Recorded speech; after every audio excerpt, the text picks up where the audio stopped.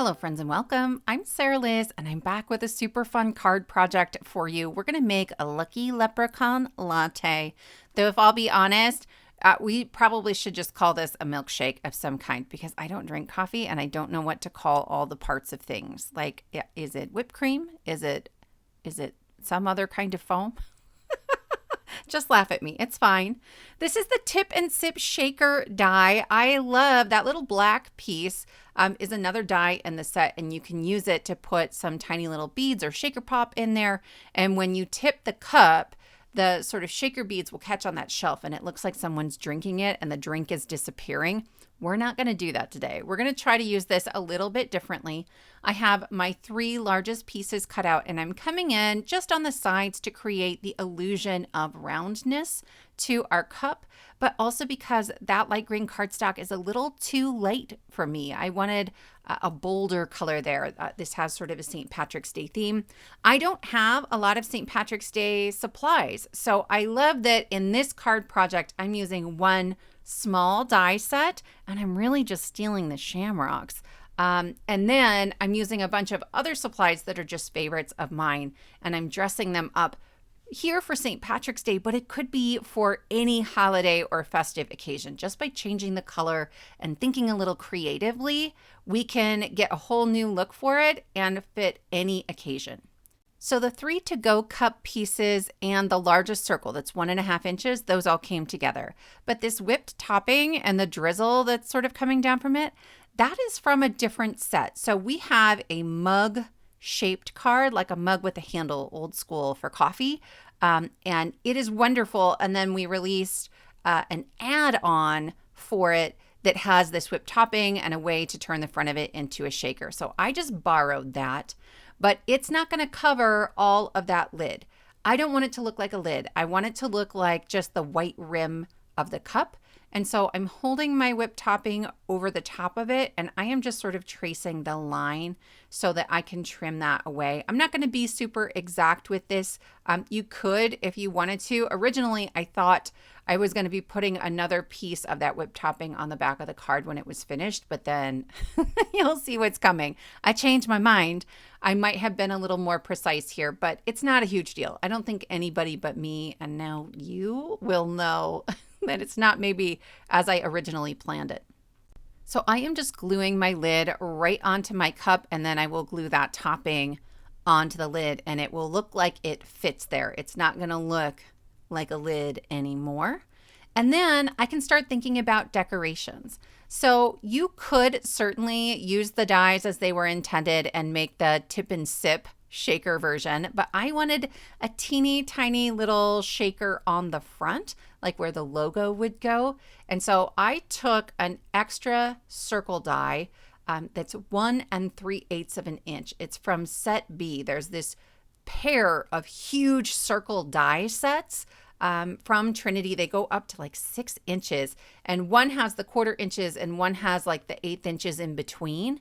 And so I used one from set B with those 1/8 inches in between to cut that little frame, and it just perfectly fits my 1/8 inch foam tape.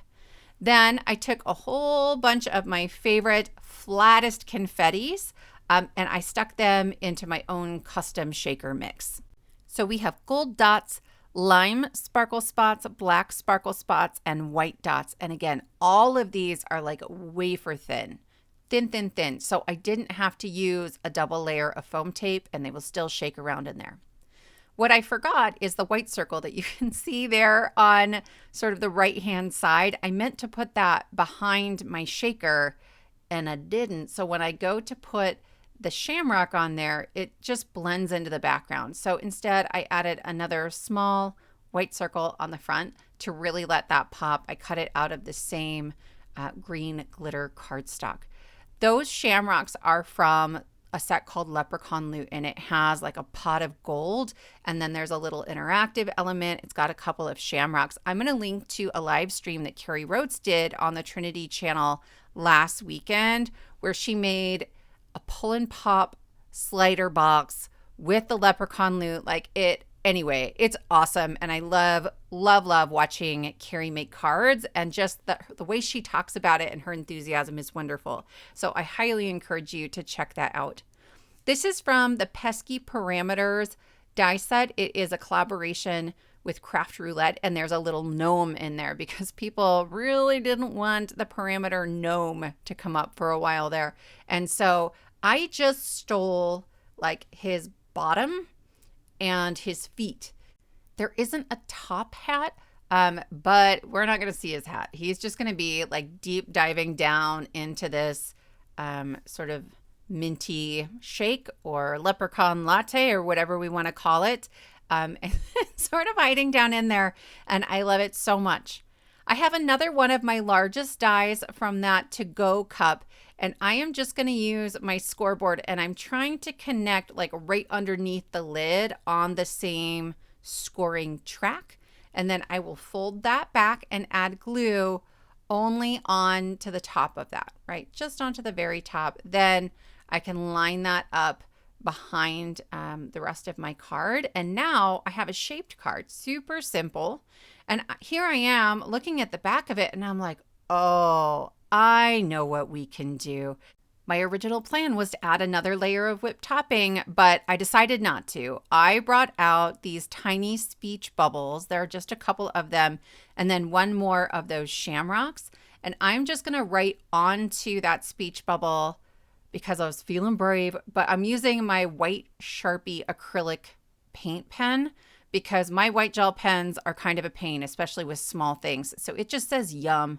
I went over it once and then I'll go over it one more time. This thing is super juicy and then it comes to a pretty fine tip. So as long as you're gentle handed, you can get a nice fine line with it as well. And this is my little like leprechaun from the depths of the shake, telling us how great it is, and you won't even know it unless you flip the card over. I hope they flip the card over. Y'all, it needs just a little bit of lift. We have a couple layers of cardstock, and so I put a little 2mm foam right behind the top of that, and then we can work on our sentiment. So I released some free St. Patrick's Day sentiments last year, and I will just link to the video for the emergency card kit for this one, and they're linked in that description box. And I'm going to cut out one of my very favorites that says, "Let the shenanigans begin." I and my whole family are prone to much shenanigans. I use the tick marks that are on the page to cut out that 1/4 inch strip, and then I just trim off either side until it matches. And then Emergency Card Essentials die set number 1 is designed to coordinate perfectly with those free printable sentiments. So I have temporarily adhered my sentiment onto the thicker strip. It's 3/8 of an inch. And then I can line up the die so that I can cut the other side and get that beautiful beveled edge on all 4 sides. You could certainly cut that off with your trimmer, and I've done that many times in videos, but if you really like the beveled edge, I wanted to show you how I do that. Then I'll figure out where I want to put that on my card, and I'm just going to flip it over and add one more layer of cardstock. It's going to hang off the side of the card a little bit, so I want it to be nice and sturdy. But then I'll use removable adhesive to add this onto my card. It's why I call them emergency card sentiments, because they're on there like temporarily until the last minute, and I can change that up if I need to say happy birthday instead or something like that. And I'm prepared for all of my card emergencies. My friends, this is our finished card. I hope you are inspired. I will link below to all of the supplies that I have used, including that free sentiment set and the emergency card kit playlist with lots of other free sentiments that coordinate with that die set. Thank you all so much for spending your time with me, and I will see you next time.